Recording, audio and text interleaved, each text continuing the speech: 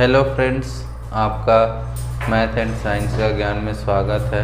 आप अगर मेरे चैनल पर पहली बार आए हैं तो मेरे चैनल को लाइक और सब्सक्राइब करना ना भूलें और बेल आइकन को भी प्रेस करें ताकि आपको आने वाली हर नोटिफिकेशन सबसे पहले मिले। और साथ ही साथ अगर वीडियो आपको अच्छी लगती हो तो अपने प्यारे दोस्तों में ज़रूर शेयर करें। जैसा कि मैंने आपको पिछले class means force and law of motion के फर्स्ट क्लास में आपको फोर्स के बारे में बताया था और बैलेंस एंड अनबैलेंस फोर्स के बारे में समझाया था कि कैसे हम लोग किसी भी फोर्स को बैलेंस और अनबैलेंस फोर्स कह सकते हैं और फोर्स क्या होता है। मैं उस वीडियो की लिंक डिस्क्रिप्शन बॉक्स में दे दूंगा, आप वहां से जाके देख सकते हो। उसके बाद आप इस वीडियो को देखना या फिर आप इस वीडियो को भी देखो ताकि आपको संपूर्ण जानकारी अच्छी तरीके से प्राप्त हो सके। ठीक है, चलिए आज हम लोग इस वीडियो को स्टार्ट करते हैं। इसमें हम लोग दो टॉपिक पर बात करेंगे, एक है inertia and second inertia and mass और दूसरा है हमारा फर्स्ट लॉ ऑफ मोशन। आप कहोगे कि सर चैप्टर में तो आपका फर्स्ट लॉ ऑफ मोशन पहले समझाया गया है, उसके बाद इनर्शिया एंड मास को समझाया गया है, लेकिन मैं आपसे कहना चाहता हूं कि आप पहले इनर्शिया और मास को समझो, तब आपको फर्स्ट लॉ ऑफ मोशन ज़्यादा बेहतर समझ में आएगा। क्यों? क्योंकि इसके पीछे का रीज़न ये है कि फर्स्ट लॉ ऑफ मोशन जो है वो इनर्शिया पे डिपेंडेंट है। तो आप अगर इनर्शिया नहीं समझोगे तो आपको फर्स्ट लॉ ऑफ मोशन नहीं समझ में आएगा। इनर्शिया को बहुत जगह पर लॉ ऑफ इनर्शिया भी कहा जाता है। ठीक है, आपको एग्जाम में कभी कभी इनर्शिया ना लिख करके लॉ ऑफ इनर्शिया भी लिख करके पूछा जाता है, तो आप इसमें कंफ्यूज मत होना क्योंकि इनर्शिया या फिर लॉ ऑफ इनर्शिया दोनों सेम चीज़ है। तो कभी कभी एग्जाम्स में टीचर्स कंफ्यूज करने के लिए बच्चों को ये पूछ देते हैं कि what is law of inertia, मगर आप ये क्लियर कर लीजिए कि आपका इनर्शिया और लॉ ऑफ इनर्शिया दोनों सेम है। चलिए तो हम लोग इनर्शिया को समझते हैं। इनर्शिया का हिंदी मतलब होता है जड़त्व।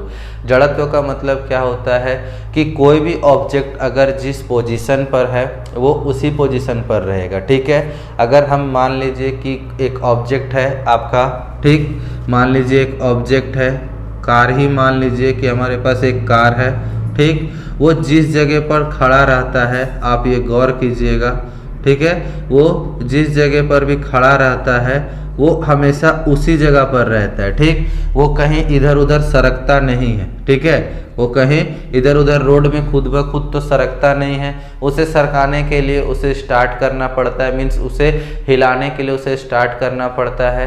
तो जो भी ऑब्जेक्ट जिस पोजीशन पर है वो उसी पोजीशन पर रहना चाहता है। अगर वो रुका हुआ है मीन्स रेस्ट कंडीशन में है तो वो रेस्ट में रहेगा, अगर वो मोशन में है तो वो मोशन में रहेगा। इसी को हम लोग कहते हैं लॉ ऑफ इनर्शिया। मतलब सिंपल सा बात है कि जो उसका एक्चुअल जो पोजीशन है, उसका एक्चुअल जो स्टेट है, चाहे वो रेस्ट हो चाहे वो मोशन, वो हमेशा उसी पोजीशन पर रहना चाहता है। इसी को हम लोग कहते हैं लॉ ऑफ इनर्शिया। ठीक, तो ये इनर्शिया कैसे जनरेट होता है? Due to its mass. ठीक है, due to mass inertia will be generated. ठीक है, इनर्शिया जो है वो जनरेट होता है, ये आप नोट में याद रखिएगा। मतलब किसी भी ऑब्जेक्ट का मास जितना ज़्यादा होगा वो उसका इनर्शिया उतना अधिक होगा। मतलब जितना हेवी ऑब्जेक्ट होगा इनर्शिया उतना ही ज़्यादा जनरेट होता है। अब आप कहोगे सर मास और वेट में डिफरेंस क्या होता है? तो सिंपल भाषा में अगर मैं कहूँ तो आपने ग्रेविटी के बारे में कभी ना कभी पढ़ा होगा, अगर नहीं पढ़ा होगा तो इसके बाद का जो हमारा चैप्टर है वो ग्रेविटेशनल ही है, ग्रेविटी से ही रिलेटेड है, तो आप उसमें समझ जाओगे क्या होता है ग्रेविटी। ठीक है, तो जो हमारा मास होता है एक्चुअली में हम लोग जो वेट नापते हैं अपना कि हम लोग 50 kg हैं, 60 kg हैं, कोई 70 kg, कोई 40 kg बच्चों का वजन किया जाता है, तो वो वजन एक्चुअली में हमारा मास कहलाता है, ना कि वेट कहलाता है। वेट जो होता है वो अगर ग्रेविटी के अनुसार कहा जाए तो जो मास है वो सिंपल हमारा वेट होता है। ठीक है, लेकिन वेट क्या होता है? मतलब अगर सिंपल बोले तो मास जो हमारा है MASS, ये मास हमारा वजन है सिंपल भाषा में कहें, और वेट जो होता है वो वेट जो होता है वो होता है मास इनटू ग्रेविटी। ठीक है, जो हमारे ऊपर ग्रेविटी काम कर रहा होता है वो हमारा वेट कंक्लूड करवाता है। मतलब अगर कोई इंसान 60 kg का है तो उसका वेट एक्चुअली में 600 न्यूटन का होगा। क्यों? क्योंकि ग्रेविटी जो है हम पर वर्क करती है तो वो उसका वेट डिफाइन करती है। अदरवाइज जो हम लोग नापते हैं, तौलते हैं अपने आप को या किसी भी चीज़ को, वो एक्चुअली में उसका क्या दिखाता है? मास दिखाता है। मगर हमारा जनरल जो थिंकिंग है, स्टार्टअप से ही कहा गया है कि हमारा वेट क्या है, वेट क्या है, तो वो हमारा वेट इस तरीके से डिफाइन होता है कि मास इनटू ग्रेविटी, अदरवाइज वो हमारा मास है। तो मास आप लोग समझ गए क्या होता है। जनरली जो वजन होता है किसी भी ऑब्जेक्ट का वो उसका मास कहलाता है। तो due to mass inertia will generate, कि जब तक कोई ऑब्जेक्ट का वजन नहीं होगा इनर्शिया जनरेट नहीं होता है। क्यों?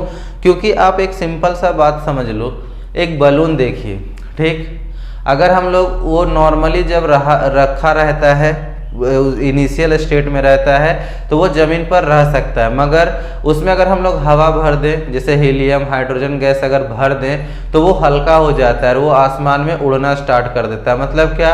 उसका मास को हम लोग क्या करते हैं? लाइट कर देते हैं, मतलब हल्का कर देते हैं। तो जैसे ही मास हल्का होता है उसका जो इनर्शिया होता है वो कम होने लगता है, ठीक है, जिसके कारण वो क्या होता है? हवा में उड़ जाता है। तो यही कारण है कि जितना ज़्यादा मास होगा इनर्शिया उतना ज़्यादा होगा। इसका एकदम बेसिक सा एग्जाम्पल मैं आपको समझाऊं, जैसे कि अगर आप बाइक चलाते हो और एक 4 व्हीलर है, किसको धकेलना ज़्यादा आसान होता है? अगर मान लीजिए कोई कार बंद हो जाए और कोई बाइक बंद हो जाए किसी रीजन से, तो आप खुद ही ये सोच कर बताना कि आप किसे ज़्यादा आसानी से धक्का दे सकते हो, बाइक को या फिर कार को। तो आप अगर इसका नतीजा निकालोगे, मीन्स इसका अगर जवाब दोगे, तो आप यही कहोगे कि हम लोग बाइक को आसानी से धकेल सकते हैं एज कम्पेयर टू कार। क्यों? क्योंकि कार का जो मास है, मीन्स उसका जो वजन है वो अधिक है, जबकि बाइक का वजन कम होता है, ठीक है। और सिंपल भाषा में बताएं तो जैसे साइकिल और बाइक हो गया, हम लोग साइकिल को आसानी से धकेल लेते हैं, जबकि बाइक को धकेलना थोड़ा साइकिल के मुकाबले मुश्किल होता है। मतलब जितना मैक्सिमम आपका मास होगा, mass is maximum then inertia is maximum, मतलब कि आपका जो इनर्शिया है वो भी मैक्सिमम होगा। मास जितना अधिक होगा इनर्शिया उतना ही अधिक होगा। तो लॉ ऑफ इनर्शिया मैंने क्या बोला कि due to a object mass inertia will generate, और इनर्शिया का कंडीशन क्या है कि कोई ऑब्जेक्ट जिस पोजीशन पे रहता है वो हमेशा उसी पोजीशन पे रहेगा, चाहे वो रेस्ट में हो चाहे वो मोशन में हो, ठीक है। इसी चीज को यूज करके हमारा फर्स्ट लॉ ऑफ मोशन लिखा गया है, ठीक है। तो आपको अगर इनर्शिया समझ में आया हो, आपको जानकारी अच्छी लग रही हो, तो वीडियो को अपने दोस्तों में जरूर शेयर करना ताकि उनको भी ये जानकारी प्राप्त हो सके। अब हम लोग बात करेंगे किसका? फर्स्ट लॉ ऑफ मोशन का। हाँ, अगर आपको इनर्शिया समझ में नहीं आया हो एक बार में, तो आप वीडियो को दोबारा से रिवाइंड कर लेना, ठीक है। First law of motion totally based है लॉ ऑफ इनर्शिया का, ठीक। लॉ ऑफ मोशंस पहले हम लोग इसके बारे में जाने, उसके बाद फर्स्ट लॉ ऑफ मोशन के बारे में जानेंगे। लॉ ऑफ मोशन को देने वाले साइंटिस्ट का नाम था न्यूटन। आपने न्यूटन का नाम जरूर सुना होगा। न्यूटन एकलौता ऐसा साइंटिस्ट है जो लगभग हर डिपार्टमेंट में कुछ ना कुछ लॉ जरूर दिया है, चाहे वो केमिस्ट्री हो, चाहे वो फिजिक्स हो, चाहे वो बायोलॉजी हो, चाहे लगभग हर फील्ड में, ठीक।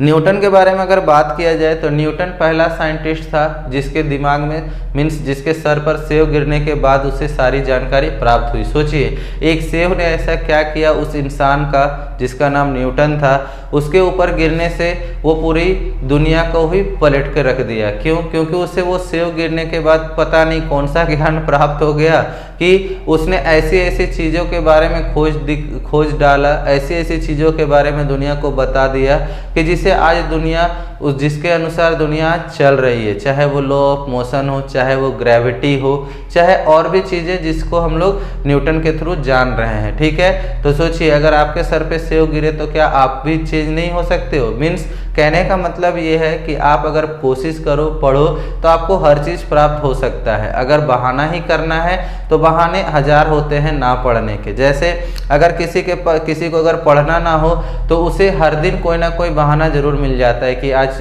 पेन नहीं है, कॉपी नहीं है, बुक नहीं है, तो मन ठीक नहीं लग रहा, पेट दर्द है, माथा दर्द है, हर दिन कुछ ना कुछ प्रॉब्लम हो जाएगा। और नहीं पढ़ने वाले बच्चों के लिए सिर्फ एक ही कंडीशन होता है कि हमें बस पढ़ना है, हमें टाइम चाहिए, हमको पढ़ना है। क्यों? क्योंकि आप देख सकते हो कि अगर एक क्लास में अगर 50 बच्चे हैं तो कोई एक ही टॉप करता है। चाहे बोर्ड एग्जाम का भी बात कर लें, अगर एक क्लास में 50 बच्चे हैं तो उस क्लास से एक ही बच्चा टॉप करता है, सारे बच्चे तो नहीं करते हैं। तो आखिर उनका और आपका टीचर तो सेम होता है, कोई स्कूल का टीचर चेंज नहीं होता है। चाहे ट्यूशन में अगर सेम हो तो एक जगह हो तो वो भी सेम है। तो ऐसा क्या डिफरेंस है? तो बस ये बहाना, वो बहाना ही आपको छोड़ना है, ठीक है, कि आज नहीं कल पढ़ लेंगे, तो आज ये नहीं है कल वो नहीं है, वो बहाना आप छोड़ दो, आपको हर चीज़ जानकारी प्राप्त होने लगेगी, ठीक है। तो चलिए फर्स्ट लॉ ऑफ मोशन के बारे में बात करते हैं। क्या फर्स्ट लॉ ऑफ मोशन मैंने आपको जस्ट अभी कहा कि ये पूरी तरीके से किस पे डिपेंडेंट है? लॉ ऑफ इनर्शिया पे डिपेंडेंट है। तो लॉ ऑफ इनर्शिया क्या था कि कोई ऑब्जेक्ट जिस पोजीशन पे है उसी पोजीशन पे रहना चाहता है, चाहे वो रेस्ट में हो चाहे वो किस में, मोशन में, ठीक। इसको समझने के लिए हम लोग क्या करते हैं कि जो हम लोग एक क्या लेते हैं, एक स्लाइडर लेते हैं, एक इस डायरेक्शन से और एक इस डायरेक्शन से, ठीक है। ये कुछ छोटा बड़ा हो गया है, आप इसे एडजस्ट कर सकते हैं, ठीक है। मतलब आपको ऐसे लेना है कि दोनों का हाइट जो है वो सेम हो जाए, ठीक। तो इसके लिए हम लोगों ने क्या किया, जो साइंटिस्ट था उन्होंने क्या किया कि जो कुछ रबर बॉल्स या फिर हम लोग जो इसको बोलते हैं कंचे, जो बचपन में खेलते हैं हम लोग, पीबल्स, छोटे पत्थर, गोल पत्थर, उन्होंने एक एक पत्थर को 1 बाय 1 इसमें स्लाइड करवाया, ठीक है। देखा कि किसी पत्थर को, किसी बॉल को इस पोजीशन से जब स्लाइड करवाया तो इसका जो हाइट था वो उसी हाइट तक यहाँ गया। इसको अगर इतनी हाइट से पहुंचाया तो ये भी इसी जगह पे चला गया, ठीक है। इसको जब यहाँ से करवाया तो ये भी अपने हाइट तक पहुंचा, ठीक। दूसरा चीज क्या किया इन्होंने, इस साइड का जो ये पोजीशन था इसको हटा दिया और इसको नॉर्मली स्लाइड करवाया। तो ये जितना डिस्टेंस से इसको करवाया था वो इतना डिस्टेंस तक ये लुढ़क गया और ये कुछ यहाँ तक लुढ़क गया, ठीक है। तो इस एक्सपेरिमेंट से उन्होंने क्या देखा, मतलब इस एक्सपेरिमेंट से हम लोग क्या देखते हैं कि ऑब्जेक्ट जितना भी दूर, जितना भी टाइम, मतलब जितना भी डिस्टेंस कवर करता है इधर से सेम डिस्टेंस इधर से कवर करता है। मतलब अगर ये रेस्ट में है तो रेस्ट में और मोशन में है तो मोशन में। तो फर्स्ट लॉ ऑफ मोशन क्या कहता है कि कोई भी वस्तु चाहे वो सजीव हो या निर्जीव, मीन्स वो लाइव हो और डेड हो, ठीक है, कोई भी वस्तु अपने ओरिजिनल पोजीशन को ही रखना चाहती है, मीन्स ओरिजिनल पोजीशन पे ही रहना चाहती है जब तक कि कोई उस पर एक्सटर्नल फोर्स काम ना करे। मीन्स न्यूटन ने बस एक लाइन को उसमें जोड़ दिया, एक्सटर्नल फोर्स। एक्सटर्नल फोर्स होता क्या है? तो जब हम लोग कोई ऑब्जेक्ट, जैसे मान लीजिए कोई ऑब्जेक्ट लुढ़क रहा है मीन्स किसी ढलान में, उसे रोकने के लिए हम लोग अपोजिट फोर्स जो लगाएंगे वो हमारा एक्सटर्नल फोर्स कहलाता है, ठीक। चाहे किसी ऑब्जेक्ट को धक्का देने के लिए जो हम लोग फोर्स लगाते हैं वो एक्सटर्नल फोर्स कहलाता है। तो फर्स्ट लॉ ऑफ मोशन क्या है कि कोई भी वस्तु अपनी उसी अवस्था में रहना चाहती है, चाहे वो गति में हो चाहे वो स्थिर अवस्था में। मीन्स कोई ऑब्जेक्ट अपने ओरिजिनल पोजीशन पे रहना चाहती है, चाहे वो रेस्ट में हो चाहे वो मोशन में, अनटिल और unless the external force is applied, तब तक जब तक उसमें किसी बाहरी बल का उपयोग ना किया गया हो। मतलब कि अगर कोई बॉल किसी प्लेन सरफेस पे मूव कर रहा है, मान लीजिए कि एक प्लेन सरफेस है, उस पर कोई बॉल जो है वो आगे की डायरेक्शन में मूव कर रहा है, ठीक। ये तब तक मूव करता रहेगा जब तक पे इस पर कोई एक्सटर्नल फोर्स ना लगे। तो जनरली इस पे एक्सटर्नल फोर्स लगने वाले फोर्स को हम लोग कहते हैं फ्रिक्शन, ठीक है। ये फ्रिक्शन फोर्स ही है जो बॉल को सरफेस पर रोकता जाता है और कुछ डिस्टेंस ट्रेवल करने के बाद ये फाइनली रेस्ट में आ जाता है। अगर हम इस फ्रिक्शनल फोर्स को यहाँ से हटा दें ठीक है। आपको पता ही होगा कि फ्रिक्शनल फोर्स को कैसे हटाते हैं, लुब्रिकेंट लगा करके, पानी गिरा करके सरफेस पे। तो मीन्स किसी तरीके से अगर हम लोग फ्रिक्शनल फोर्स को हटा दे तो ये मोशन पे लगातार चलता रहेगा, ठीक है। अगर हम लोग ये चलता रहेगा और मान लीजिए कि कोई किसी इधर से इस डायरेक्शन से कोई फोर्स लगा रहा है जिसको हम लोग एक्सटर्नल फोर्स कहते हैं, तो भी ये मोशन जो है रुक जाएगा और वो बॉल वहीं पर रुक जाएगा। तो इससे हम लोग को साफ पता चलता है कि फर्स्ट लॉ ऑफ मोशन क्या है, कि कोई भी ऑब्जेक्ट अपने ओरिजिनल पोजीशन पर रहना चाहता है, जब चाहे वो रेस्ट में हो चाहे वो मोशन में हो, अनटिल और अनलेस मतलब जब तक कि कोई एक्सटर्नल फोर्स बाहर से काम ना कर रहा हो। तो ये हमारा फर्स्ट लॉ ऑफ मोशन है। इसका सबसे बेसिक सा एग्जांपल्स मैं आपको दूं तो ये एक एग्जांपल है, आपने कैरम बोर्ड खेला होगा, ठीक है। कैरम बोर्ड कुछ ऐसा होता है, ठीक, जहां पर 4 होल्स होते हैं हमारे, ठीक है। बीच में मान लीजिए गोटियां रखी हुई है, ठीक। आप एक स्ट्राइकर लेकर के इस जगह से हिट करो, इसके बॉटम में हिट करो बॉटम वाले गोटी को, तो आप देखोगे कि सिर्फ बॉटम वाला गोटी ही, बॉटम वाला जो गोटी रहता है वही बाहर निकलता है, बाकी सारा फिर वहीं पे प्लेस्ड हो जाता है। बट आपको कंडीशन यहाँ ये है कि उसको जोर से हिट करना होता है, ठीक है।